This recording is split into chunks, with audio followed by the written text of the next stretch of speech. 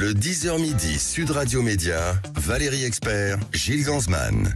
Bonjour à toutes et à tous, bienvenue si vous nous rejoignez sur Sud Radio pour le 10h midi. Bonjour Gilles Gansman. Bonjour Madame Valérie Expert. Bonjour, on va recevoir aujourd'hui, il est avec nous et les auditeurs de Sud Radio le connaissent bien, Stéphane Simon. Bonjour, vous êtes journaliste, producteur, on vous retrouve sur Sud Radio tous les samedis. J'ai tous ces défauts en effet. Voilà, tous les samedis à 11h. C'est de ma faute. À midi. Bon, oui, mais parce que j'ai envie qu'il soit là plus tôt. Oui, ben voilà. Et puis, pardon, mais les horaires ont changé aussi. Hein. Bah oui, je sais bien. C'est bien pour ça que je me suis trompé. Absolument. Et on sera avec, dans un instant, la sœur de Samuel Paty, Michaëlle Paty, qui publie aux éditions Albin Michel le cours de Monsieur Paty. Et vous, Stéphane Simon, vous avez produit un documentaire, Les derniers jours de Samuel Paty. C'est demain soir sur C8, le combat de sa sœur pour la vérité. C'est un témoignage poignant, bouleversant et révoltant, on peut dire le mot, parce que vous aviez déjà, vous, publié un livre sur l'affaire Paty. Depuis, il y a eu une commission d'enquête au Sénat, il y a eu des choses un petit peu nouvelles, et c'est à l'aune de ces choses un petit peu nouvelles. Et on découvre sa sœur, donc on va recevoir dans un instant, qui en a fait son combat aujourd'hui de rétablir une forme de vérité autour de son frère. Oui, on va dire le livre racontait les derniers jours de Samuel Paty, on les raconte aussi dans le documentaire, mais là, on a voulu mettre en parallèle ce que l'on fait d'un drame quand on le traverse comme ça, comme Michaëlle Paty a pu le faire avec le drame qui est arrivé à son frère. Elle en a fait un combat citoyen remarquable, elle fait le tour de la France régulièrement. Elle se bat pour la vérité, pour qu'on reconnaisse ce qui s'est passé pendant les 10 jours qui séparent, les 11 jours pour être précis, qui séparent le premier cours de son frère jusqu'à la décapitation de celui-ci. Et évidemment, son combat citoyen est très émouvant et très important. C'est une femme formidable, hein, franchement. C'est une femme très forte. Elle va nous rejoindre dans un instant, mais elle a une puissance, elle a une personnalité très forte. Et son combat est extrêmement émouvant. Comment vous l'avez rencontré? C'est vous qui avez fait la démarche de vous n'allez pas le croire. Vous n'allez pas le croire. C'est différent. Ça s'est passé lorsque j'étais en train de terminer le livre d'enquête. Et un jour, j'ai eu un coup de fil. Bonjour, c'est Michaëlle Paty. Et là, je cherchais à rentrer en contact avec elle depuis quelque temps. Je butais sur la famille qui est un petit peu éclatée, si vous voulez. Elle a une sœur, elle a des parents. Toute cette famille est un petit peu chacun dans sa peine et chacun un peu loin les uns des autres. Et paradoxalement, la mort de Samuel n'a pas contribué à ressouder le clan Paty. Et il se trouve que j'ai été absolument stupéfait. Et je lui dis c'est incroyable. Je cherchais à vous joindre, je suis en train de terminer cette enquête, j'ai besoin de vous parler. Et j'ai pris le premier avion dans les jours qui ont suivi et je suis allé la voir à Nice, où elle est infirmière anesthésiste. Allez, on va passer au zapping. Sud Radio Média, l'instant zapping. Demain 16 octobre sera donc une date funeste. 4 ans que le professeur Samuel Paty fut décapité. On va donc en parler avec vous et avec sa sœur. Hier, en vue des commémorations, le 20h de France 2 recueillait le témoignage d'une prof de français et de ses difficultés à enseigner la laïcité. Finalement, 4 ans après, on découvre avec cette professeure interviewée par France 2 que rien n'a changé et qu'elle a toujours la peur au ventre. Elle préfère témoigner de manière anonyme. Cette professeure de français enseigne dans un collège en zone prioritaire depuis près de 15 ans. Et aujourd'hui, en répondant à nos questions, elle a peur de subir des représailles. Depuis Samuel Paty, en fait, où l'impensable a été commis, où il y a eu un point de bascule, en fait, on se dit finalement qui sera le prochain d'entre nous, quoi. Vous, en tant que professeur de français, est-ce que vous avez des craintes ? Avant, j'avais une liberté de parole en classe. Maintenant, je me méfie davantage. Je fais attention à ce que je vais dire. La chanson de Roland, par exemple, où là, on va parler des croisades, ce genre de choses. On sent en fait qu'il y a des sujets qui sont un petit peu déplaisants par rapport aux questions. Pourquoi ? À cause de questions de religion ? En fait, ils ne le disent jamais vraiment. Mais on sait bien que derrière, oui, c'est la religion qui a la raison, quoi. On ne peut donc plus parler de la chanson de Roland. Et s'il y avait que cela, Ouais. on peut plus parler de la Shoah, on peut plus parler du Proche-Orient non plus facilement. Ça devient compliqué d'enseigner en France. C'est ce que malheureusement nous a enseigné les meurtres de Samuel Paty et de Dominique Bernard. C'est ce que nous a enseigné encore il y a peu de temps à Tourcoing cet élève qui s'est mis à taper son professeur. Enfin, on parle souvent d'un sursaut d'autorité qui serait nécessaire, mais on voit bien qu'à l'école aussi, il est nécessaire ce sursaut. Mais est-ce qu'il est possible ? Ça, c'est une vraie question. C'est un effort qu'il faudra porter sur le long terme. Il ne faut pas attendre des résultats immédiats. Mais on voit bien quand même que quand Gabriel Attal dit on ne va plus accepter l'abaya et donne des consignes claires à chaque établissement, eh bien, il y a un nombre significatif d'abayas qui disparaissent. Voilà, donc ça veut dire que il y a quand même des choses à faire. Mais est-ce que c'est spécifique à la France ou il y a eu d'autres Samuel Paty dans le monde ? C'est une bonne question. Je pense que c'est en particulier vrai en France parce que les frères musulmans ciblent en particulier la France. C'est ça aussi. Il faut dire que derrière les islamistes, il y a une puissance intellectuelle. Les frères islamistes qui ciblent la patrie des droits de l'homme, qui ciblent ce pays parce que la France a une vocation universelle depuis la Révolution. Et donc évidemment, c'est un pays qui est plus important pour eux à mettre en coupe réglée plutôt que le Portugal, si vous voulez. Mais c'est un mouvement mondial, il faut le dire. Hein. Oui, au Canada, il y a les mêmes problèmes aussi. Il n'y a pas eu ce Bien sûr. Alors vous savez que la plupart des pays d'ailleurs musulmans interdisent les frères musulmans. Ce qui est absolument dingue, c'est qu'en France, les frères musulmans ne sont pas interdits. Ils y prospèrent à travers plusieurs petites associations. Juliette Pellerin est journaliste à Quotidien et elle a assisté au procès Pellico parce que c'est vrai que les médias ont un peu abandonné ce procès et pourtant il continue. Et alors depuis, écoutez-moi bien, à force de se côtoyer, les accusés sont devenus des poteaux entre eux. Ils se checkent, ils s'adorent. Incroyable reportage dans Quotidien. Ce qui marque dans ce procès, c'est donc la proximité dans la salle. Tout le monde est côte à côte, les victimes, les accusés, les journalistes, les avocats, tout le monde. Oui, en fait, le palais de justice est très petit. Et surtout, à force de suivre le procès, j'ai remarqué une chose, c'est la complicité et la proximité qui se crée entre les accusés. Au départ, personne ne se connaissait, pour la majorité. Et là, maintenant, ils se checkent. Ils discutent et je les ai même entendus se donner des conseils entre eux.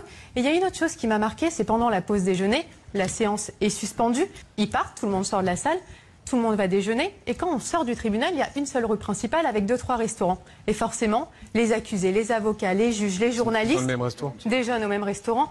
Et à un moment, il y avait même Gisèle Pellico qui était au bar à salade pour commander son plat. Devant elle, un accusé, derrière elle, un autre accusé, comme si de rien n'était. Vous imaginez ? Vous allez à la cafétéria et à gauche et à droite, vous avez ceux qui vous ont violé.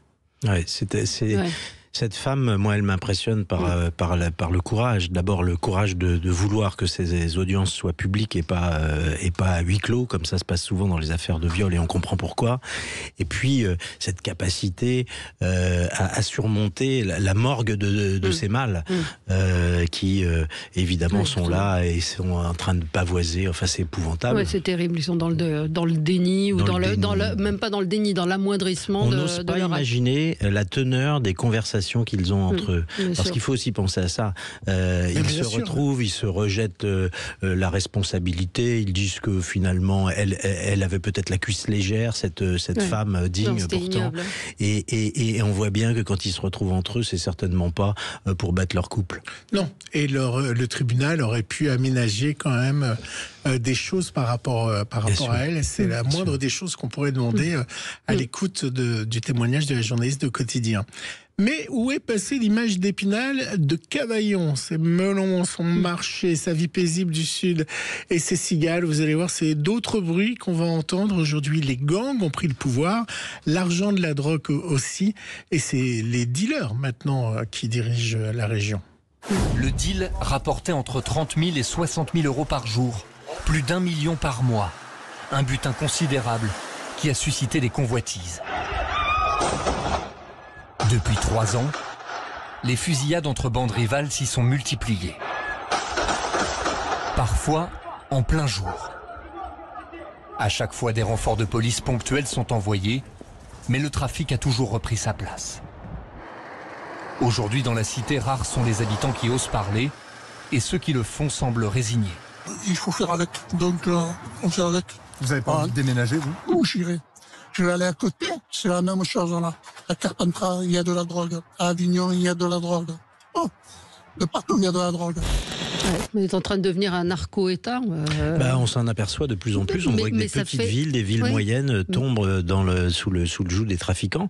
Et c'est très préoccupant parce que ce que l'on raconte pas suffisamment, c'est que plus il y a du narcotrafic, plus il y a des moyens de faire prospérer, je dirais, de l'influence pour les narcos.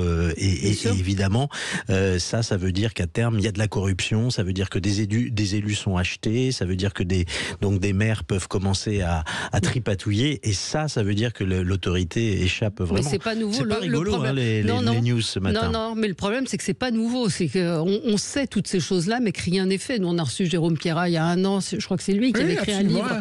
On l'a reçu pour un doc sur RMC. Sur RMC. Ouais. Et non, c'était pas lui. C'est un autre journaliste qui racontait comment les petites villes de province sont devenues des plaques tournantes de la drogue. Ah, non, c'était Ploquin. Frédéric Ploquin. Ouais. Bon, un truc un petit peu plus léger, parce qu'en effet, mon zapping était un peu sérieux. Enfin, léger. Ça dépend. Vous avez un chien?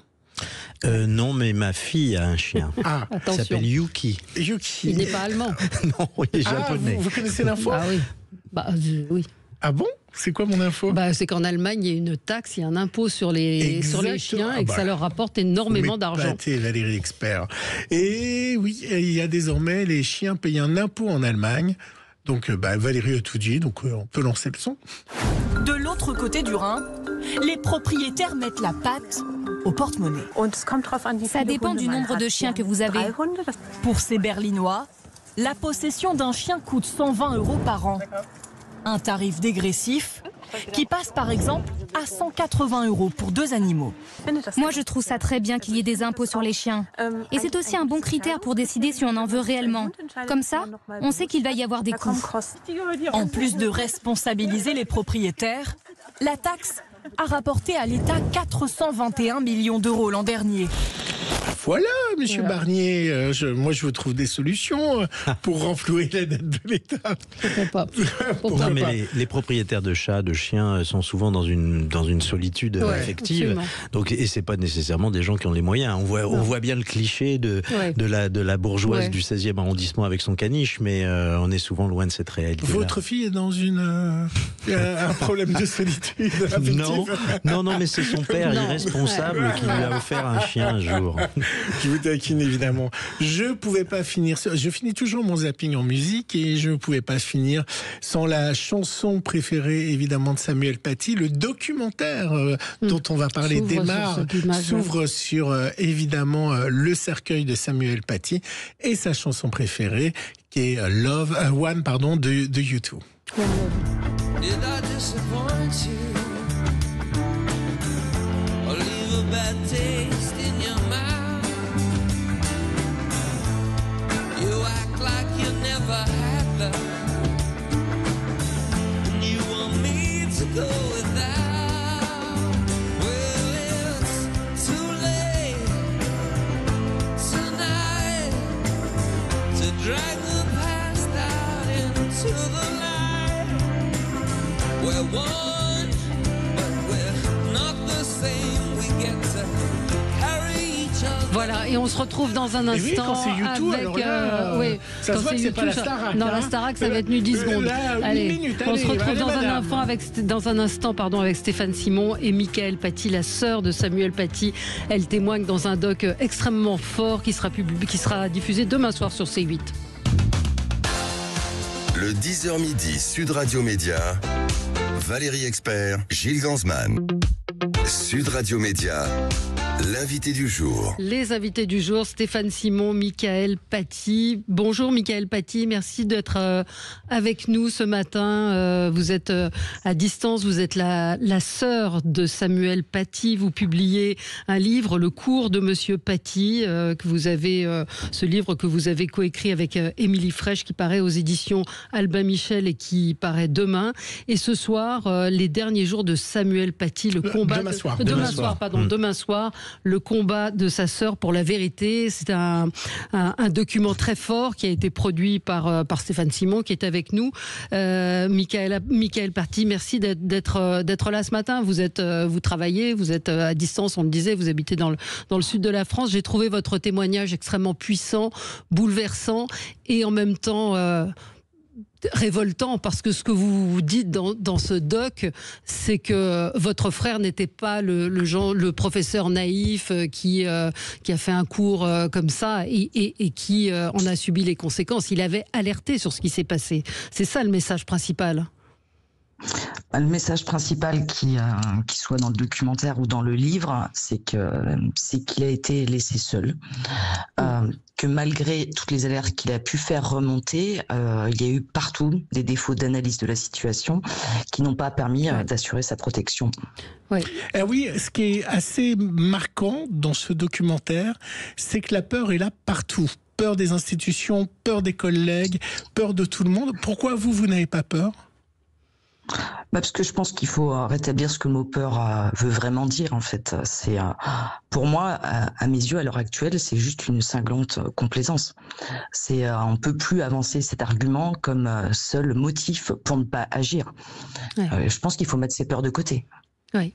Moi, je voudrais dire une chose, pardon, c'est qu'il y a quelque chose qui me sidère, c'est notre capacité à faire des hommages toutes les 2 minutes, absolument, mais un peu de courage plutôt. Remplaçons hommage par courage. Oui. Et vous dites également que vous avez entendu trop de oui mais, un peu comme après Charlie. En France, on ne met pas de oui mais après qu'un professeur se soit fait décapiter, on met un point. Oui, je pense que cet événement tragique où mon frère a été décapité donc en 2020, ça aurait dû être effectivement l'événement de trop, celui qui aurait dû permettre un vrai sursaut. Mais en fait, tout ce qui a été dit après, c'était juste la fameuse phrase de Monsieur Blanquer, il y aura un avant et un après Samuel Paty. Sauf que le après, c'est totalement absurde, parce que à l'heure actuelle, avec toutes les offensives qui sont menées, on est dans le pendant. Oui. Alors moi, ce qui m'a intéressé aussi dans le documentaire, c'est qu'à un moment, vous avez un discours, vous rencontrez le président de la République et sa femme. Est-ce que vous avez encore son téléphone? Et pourquoi vous n'appuyez pas auprès de lui toute votre colère et tout ce que vous racontez dans votre livre et autres, et dans le documentaire? Qu'est-ce qui fait que lorsqu'on peut parler au président de la République, eh bien, il y a quand même un autre assassinat et les choses n'avancent pas, alors que vous avez ce contact avec le chef d'État? Alors, je n'ai pas le contact avec le chef de l'État, je l'ai rencontré à 2 reprises. Ah, il vous a pas laissé son téléphone? Je n'ai pas les coordonnées de lui. Incroyable. Oui, mais bon, d'un autre donc côté. je ne peux, voilà, ça me paraît totalement logique que je ne puisse pas forcément échanger en directement par lui, mais je pense que tout ce que j'ai pu mettre en œuvre depuis plusieurs années, c'est quand même pour que ça remonte jusqu'à l'Élysée, de manière peut-être indirecte, mais en tout cas, il en a forcément l'information. Oui. Est-ce qu'il y a, Stéphane Simon, un après Samuel Paty, un après Dominique Bernard, quand on voit ce qui s'est passé, évidemment, dans une moindre mesure, la semaine dernière, vous l'évoquiez avec cette jeune fille qui frappe son professeur, la peur, elle est toujours là, l'autocensure est toujours là chez les enseignants, on l'entendait dans le zapping tout à l'heure. Je crois qu'il y a chez Mickaël Paty, je vais lui faire un compliment par téléphone, elle a une capacité à synthétiser en une phrase la réalité d'une situation. La réalité de cette situation, c'est qu'il n'y a pas d'avant et d'après Samuel Paty, il y a un pendant, on est en plein dans le pendant, rien n'a véritablement changé. On va peut-être parler de cette minute de silence hier, dont on a l'impression que tout s'est bien passé, mais la vérité sur le terrain, c'est qu'il y a tellement de collèges, tellement d'établissements qui n'ont pas fait cette minute de silence. Ça veut dire que c'est du maquillage? Ça veut dire que c'est du bidouillage, oui, évidemment, mais quand vous avez des consignes pas claires qui sont données par le ministère de l'Éducation nationale, chacun fera, suivant sa liberté pédagogique et suivant ses modalités, cette minute d'hommage. Quand vous donnez pas un cadre, vous laissez la possibilité à chacun de faire ou de ne pas faire, et c'est ce qui s'est passé dans énormément de collège. De collège, bien sûr. Il y a eu des remontées ou pas? Moi, j'ai interrogé 2-3 enseignants, qui avaient certes des 6e, 5e, qui disent que ça s'est plutôt bien passé, mais... Ça, c'est quand ça se passe et que c'est organisé, c'est bien, mais quand on vous donne si peu d'informations, si peu de préparation et qu'on laisse faire, il y a des établissements scolaires qui font bien les choses, puis d'autres qui le font moins bien. Mais vous savez que dans l'Oise, il y a aussi des professeurs qui ont souvent une appartenance idéologique bien particulière, qui vont dire non, c'est la liberté pédagogique, on le fera pas. Voilà. Oui. Dans votre documentaire, on voit, et ma question s'adresse à Mickaël Paty, dans votre documentaire, on voit Mickaël Paty être au tribunal. Alors on comprend très bien dans le documentaire, qui est incroyable, tout ce qui s'est passé, les enchaînements, une élève ment, une élève n'était pas à un cours, et puis il y a un enchaînement au point où des élèves sont payés par le futur tueur de Samuel Paty. Ces enfants sont mineurs, ils vont au tribunal, et là, en sortant du tribunal, vous trouvez, Mickaël Paty, que les peines ne sont pas assez fortes, vous êtes en colère, vous auriez aimé qu'ils aient quelle peine? Tous ces mineurs qui étaient au procès l'année dernière, donc encouraient jusqu'à 2 ans de prison ferme. Ce qui est assez déplorable, c'est que on aime, alors, de pas vouloir forcément imposer le ferme, mais au moins mettre ces peines avec sursis. Ça me semblait à minima. C'est pour nous, la famille proche, c'est forcément très décevant, surtout notamment pour la petite menteuse qui s'en ressort particulièrement bien et qui n'a pas vraiment montré clairement du signe qu'elle regrettait son geste, soutenue par des avocats qui défendaient sa cause. Et son père, le message. Son père, excusez, mais ne s'est jamais excusé auprès de vous? Son père exprime régulièrement des longues lettres d'excuses qu'il transmet donc au juge. On en a connaissance.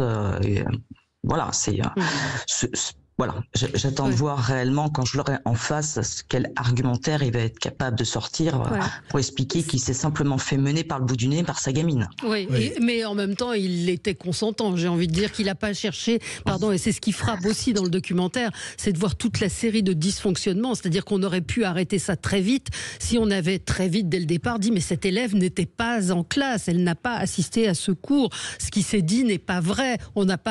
Samuel Paty n'a pas demandé aux élèves de tourner la tête, il n'a pas dit aux musulmans de sortir. Enfin, toutes les mensonges qui ont été dits n'ont pas été démentis. Bah oui, ça c'est une. C'est le pire. C'est le pire. C'est le pire. Qui est terrible. Effectivement, c'est que, en fait, c'est assez simple et normalement tout le monde le sait que si une rumeur n'est pas démentie, elle va forcément enfler.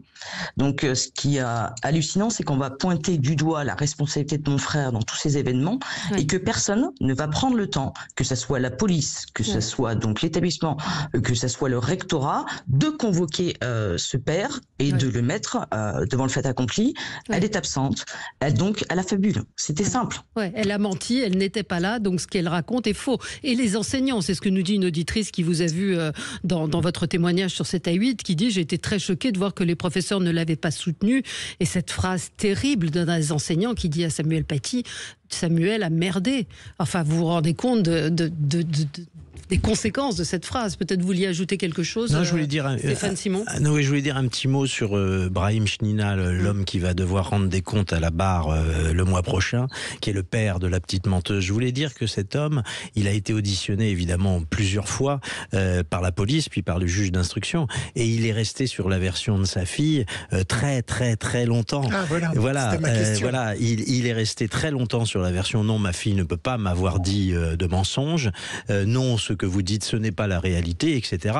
Et puis il a fallu lui mettre les points sur les i et lui apporter les preuves noir sur blanc pour qu'il commence à regretter. Mais il faut quand même voir que les regrets ont été bien tardifs. Est-ce que dans cette période, votre frère vous a appelé et vous avez fait part de son désarroi, ou durant toute cette période, il s'est replié sur lui-même, vous n'avez eu aucun contact? Alors, durant cette période, malheureusement, notre attention était tournée vers notre papa qui était gravement malade à cette période. Donc, je pense qu'il nous en a pas parlé, déjà parce que il voulait pas créer de l'inquiétude sur une inquiétude. Et clairement, Samuel, on lui a véhiculé le message que la situation était prise en main, qu'il y avait des policiers qui étaient là en ronde, qui tournaient, qui avaient des écoutes. On lui a vendu qu'il était protégé. Oui, ce que vous dites dans le doc. Et moi, j'avais une question. On voit évidemment par rapport à ces 4 ans, Samuel Paty partout. J'ai une question un peu personnelle. Vous n'êtes pas obligé de répondre, mais je vous la pose quand même. Comment on protège et comment son fils est protégé de tout ça, de voir le nom de son père partout? C'est la question que je me suis posée sur cet enfant, en fait, dont personne ne parle. De cet enfant et sa femme, on n'en parle pas beaucoup dans les médias. Et moi, j'ai beaucoup pensé à eux en voyant votre documentaire. Moi, je pense qu'il faut conserver justement le fait qu'on les voit pas. Oui. C'est leur volonté et je la respecte parfaitement. Si je peux m'autoriser une petite précision, lorsque j'ai écrit mon livre il y a un petit moment, j'ai cherché à rencontrer évidemment sa compagne, mais ça a été un niet catégorique. Hein, donc évidemment, on respecte dans ces cas-là la volonté de s'extraire. Moi, j'imagine la douleur et puis cet enfant qui va voir des rues, des choses qui concernent son père. Donc évidemment, quand je vois le documentaire, un moment, il évoquait une fois son fils, mais à un moment, je pense à ça en disant... comment on vit avec l'image de ce père qui est devenu un symbole. En plus, c'est un père aimant, donc forcément que cet enfant, il gardera de son papa des souvenirs tendres. Après, c'est difficile. Est-ce qu'il va, comment il va grandir, comment il va prendre connaissance de tout ça? Ça, c'est quelque chose qu'il faudra être très très vigilant. On va marquer une petite pause pub et on se retrouve dans un instant avec vous. À tout de suite. Le 10h midi, Sud Radio Média, Valérie Expert, Gilles Ganzmann. Sud Radio, le supplément média. Le supplément média, toujours avec Stéphane Simon, journaliste, producteur, et Michael Paty. Vous êtes infirmière anesthésiste, vous êtes la sœur de Samuel Paty. Vous publiez Le cours de Monsieur Paty, coécrit avec Émilie Fraîche aux éditions Albin Michel, qui paraît demain demain soir, également. Les derniers jours de Samuel Paty, le combat de sa sœur pour la vérité. C'est un document très fort, très puissant. Vous avez une personnalité, on le disait avant que vous ne soyez avec nous en début d'émission, vous avez une personnalité très forte, vous êtes, j'ai envie de dire, d'un courage admirable dans ce que vous dites, dans ce que vous faites, et d'une détermination qui force l'admiration. Et dans ce documentaire, vous démontez avec Stéphane Simon, point par point, tous les mensonges qui ont pu être dits sur votre frère, toutes l'enquête qu'elle a menée, l'enquête que vous avez menée. Je disais à Stéphane Simon hors antenne, c'est poignant de savoir que Samuel Paty avait un marteau pour se protéger. Un simple marteau, parce qu'il se sentait en danger. Donc, il faut mettre ça en perspective avec le mail qu'il fait le dimanche soir à ses collègues et à la principale pour dire d'abord il rétablit la réalité des choses, il dit mais attendez, tout est parti d'un mensonge, et puis il dit je suis aujourd'hui menacé par les islamistes. Il établit donc l'existence de cette menace, il se googlise, il voit bien tout ce qui traîne sur son compte, c'est absolument indigne et terrible, et il va pour se protéger, je dirais, faire le tour de sa cuisine, de ses affaires, et prendre un marteau qui est issu d'une petite boîte à outils que son père lui a offert quand il était étudiant. Enfin, on voit bien que c'est totalement dérisoire de laisser un professeur comme ça. Et on découvre l'organisation aussi des frères musulmans qui infiltrent toutes les strates de la société, et on découvre dans le téléphone, alors je ne sais plus si c'est du père ou de l'autre individu, une feuille de route en fait. C'est assez organisé, Michael. Bien sûr que c'est organisé. Il y a vraiment, vous savez, on minore totalement, comment dirais-je, il y a quelque chose d'un petit peu presque raciste, vous voyez ce que je veux dire, chez beaucoup de gens qui disent, finalement, ils sont pas capables d'organiser ça. Mais bien sûr que si. Ces islamistes sont capables d'organiser des choses extrêmement élaborées. Ils ont bien compris où notre société avait des faiblesses. Oui, parce que c'est ça, on peut peut poser la question à Michael Paty, c'est que elle n'a pas été assassinée par un fou, parce qu'on aurait pu dire allez, c'est un fou qui l'a assassiné, et c'est ça aussi sur lequel peut-être il faut se battre. Ce n'est pas un événement point barre, et puis il y en a pas d'autres. Vous l'avez souvent entendu ça, j'imagine au début, que c'était un événement sporadique, et puis c'est tombé sur votre frère. Oui, enfin, je pense que quand même l'événement qui est arrivé à mon frère, peu de gens ont juste dit que c'était, voilà, tout le monde savait parfaitement qu'il allait y avoir un prochain, étant donné qu'il n'y avait aucune mesure corrective qui avait été faite. Ce qui est une des failles principales qui a permis que mon frère puisse être décapité, donc par un islamiste qui était déjà bien connu, donc des renseignements territoriaux, qui avait été signalé sur Pharos à plusieurs reprises et qui on pouvait le voir chercher une cible activement. Il en avait trouvé une autre qu'il a délaissée, et quand on lui a offert sur un plateau donc une notion de blasphème, le nom de mon frère et son lieu d'exercice. Ouais. Donc pour lui, c'était clairement défini. Il avait trouvé de quoi faire son djihad en France. Absolument. Voilà. Sauf que ça aurait dû être détecté bien avant si les renseignements territoriaux avaient fait ce pourquoi ils sont faits, normalement, des veilles sur Internet. Et étrangement, alors qu'ils avaient la connaissance des 2 vidéos qui circulaient et qu'il y avait des flopées de messages de haine qui en découlaient, et pour autant, soit il n'y a pas eu de veille, soit ils s'en sont pas souciés. Qu'est-ce que vous voulez qu'on retienne de la journée de demain? Qu'est-ce que vous aimeriez dire aux Français? Simplement qu'il va peut-être falloir relever un petit peu la tête pour prendre les choses en main. Oui. Il y a une de nos auditrices qui dit qu'il faudrait monter le documentaire dans les écoles. Pourquoi pas? Pourquoi pas? Pour montrer la fabrication du mensonge. Oui, ça peut être effectivement des projets. J'attendrai que l'éducation nationale fasse un pas vers moi. C'est pas toujours évident de leur part. Non. C'est-à-dire? C'est-à-dire qu'il y avait déjà eu les années précédentes un autre projet qui était nettement moins important. C'était notamment pour une chanson qui aurait pu être fait écouter dans les établissements scolaires. Ils ont refusé de s'en emparer. Vous savez, le déni, malheureusement, c'est un mal français. C'est un pays qui a été grand, on le sait tous, mais c'est un pays qui ne se relève pas de connaître des difficultés et qui préfère nier les difficultés plutôt que de les affronter. Or, je crois que le combat contre l'islamisme ne se fera et ne se pourra être triomphant qu'à partir du moment où les gens sortiront du déni et se relèveront les manches.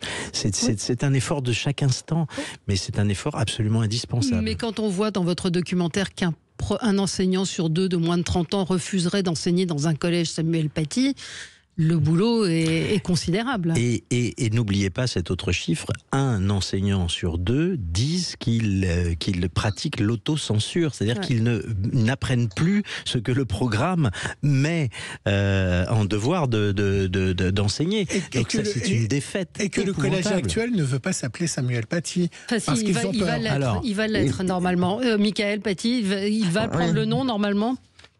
Oui, il va prendre le nom. Après, c'est vraiment une question de formalité pour que ça remonte jusqu'au département, des choses comme ça. Ce qui a un petit peu, malgré leurs arguments avancés, qu'ils souhaitaient que tous les élèves qui avaient pu connaître mon frère aient quitté l'établissement. Sauf que pendant 4 ans, on a juste laissé l'islamisme gagner encore beaucoup de terrain. On reprend une prise de guerre uniquement. Le père de la petite menteuse, comme vous l'appelez, ainsi que l'autre homme qui est à l'initiative un petit peu de la diffusion d'un certain nombre de messages, ils sont en prison en ce moment. Oui, ils sont en prison depuis le premier jour de leur arrestation. Toutes les demandes de remise en liberté, qui ont été nombreuses, ont été rejetées. Et donc, ils comparaîtront, je dirais, enfin, je ne sais plus exactement quel est le terme consacré, mais enfin, ils comparaîtront non libres à l'audience qui aura lieu au mois de novembre. Vous allez y assister, Michael Paty ? Je vais essayer d'assister à ce que je considère personnellement les moments importants de ce procès. Et je serai moi-même appelé à la barre. Et de les voir en vrai, c'est quelque chose qui vous glace, qui vous fait peur, ou au contraire, vous avez envie d'affronter leur regard ? Non, je vais affronter leur regard. J'ai absolument pas peur. Je pense qu'il faut qu'ils voient qu'ils n'auront pas, entre guillemets, ils pourront pas m'avoir. Ouais. Autrement, c'est juste leur dire qu'ils ont gagné. Si je vais au procès et que je vais expliquer toute la peine et la souffrance que je peux avoir, en fait, ils ont gagné. Ouais. Ils ont gagné. Donc, il faut effectivement, à un moment, montrer l'inverse. Ouais. Montrer l'inverse et dire et que les choses soient dites très clairement. Ce ne sont pas que les larmes et les bougies et les fleurs, et les nounours en peluche qui nous permettront de sortir de là. Et c'est pas simplement en disant ils n'auront pas notre haine, ils n'auront pas notre haine. Ça, c'est un message un peu bisounours et on voit bien qu'il n'est pas productif. Vous vous souvenez, il faut le rappeler, Charlie Hebdo, c'était il y a 15 ans, le Bataclan. Voilà, tous ces événements, on a eu une foultitude, c'était il y a 10 ans, c'est ce que j'allais dire. Pardon. Mais ce que je veux dire, c'est que tout ça fait que ça fait une somme d'attentats islamistes, de problèmes que l'on a connus, dont on n'a pas voulu considérer qu'ils étaient des événements très puissants et qu'il fallait s'y coller, vraiment. Donc on a fait des bouquets de fleurs, etc., les bougies, etc. Mais ça ne marche pas, la preuve. Il y a un moment important dans votre doc, puisque pour moi c'est un doc sociétal, c'est ce que je vous ai écrit par SMS après avoir vu le doc, je trouve que c'est un vrai doc sociétal. Il y a une phrase importante que dit un des accusés, c'est si j'avais été israélien, il ne se serait pas passé cette même chose. Quand vous voyez cette... Si j'avais été juif. Si j'avais été juif. Oui, pardon, si j'avais été juif. Est-ce que quand vous voyez toutes les déclarations de la France insoumise par rapport aux écoles et autres, comment vous réagissez quand vous voyez tout ça ? C'est-à-dire, parce que par rapport qu'ils sont actuels en train de pas dénoncer qu'il y aurait des offensives islamistes au sein des établissements scolaires, c'est ça que vous voulez savoir ? Bah écoutez, je vous avoue que ça m'agace. Ça m'agace fortement. De refuser de nommer correctement les choses, c'est uniquement à des fins électorales, on le sait tous. Donc, moi, je pense qu'à l'heure actuelle, il faut vraiment leur opposer que nous, en tout cas, on a le droit de s'indigner.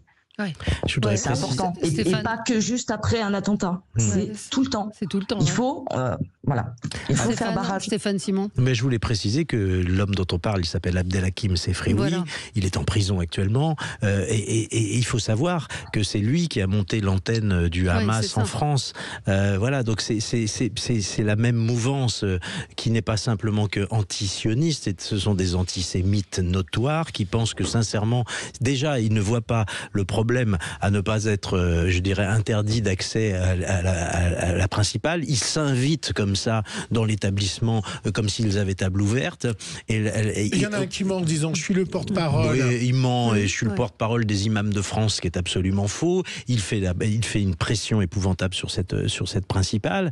Et il pense que si il avait été juif, il aurait été reçu immédiatement. Vous voyez la perversion de l'esprit et la tournure totalement machiavélique qu'il a des choses. Et c'est ça qu'on découvre dans votre doc, c'est toute cette mécanique qui s'enchaîne. Et cette phrase, Michael Paty, ce n'est pas un coup de tonnerre dans un ciel serein, ça veut bien dire qu'il y a un terreau, il y avait quelque chose qui était déjà là, et c'est ce qu'on découvre aussi dans vraiment ça remet les choses en perspective, en place sur un certain nombre de choses qui ont été dites et qui étaient fausses, et sur l'errance entre guillemets de Samuel Paty sur ces 11 jours qui ont suivi son cours, les mensonges, la peur, le non-soutien, toutes les défaillances, et vous prononcez le mot de scandale d'État, Stéphane Simon. Oui, je pense qu'il y a un scandale d'État, et alors évidemment le prochain procès sera celui des complices entre guillemets et présumés de Samuel Paty, mais ensuite il y aura les responsabilités de l'État qu'il faudra examiner de près.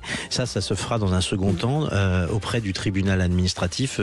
Michael Paty et son conseil maître Chèque sont déposés un recours pour examen. Merci à tous les deux, merci beaucoup Michael Paty d'avoir été avec nous. Je rappelle votre livre Le cours de Monsieur Paty, ça paraît aux éditions Albin Michel demain, et puis demain soir également Les derniers jours de Samuel Paty, le combat de sa sœur pour la vérité, c'est à 21h15, 21h20 à ne pas manquer demain soir. Vraiment. Merci à vous. Sur C8. Sur C8, absolument. À tout de suite. À suivre sur Sud Radio, mettez-vous d'accord, Valérie Expert.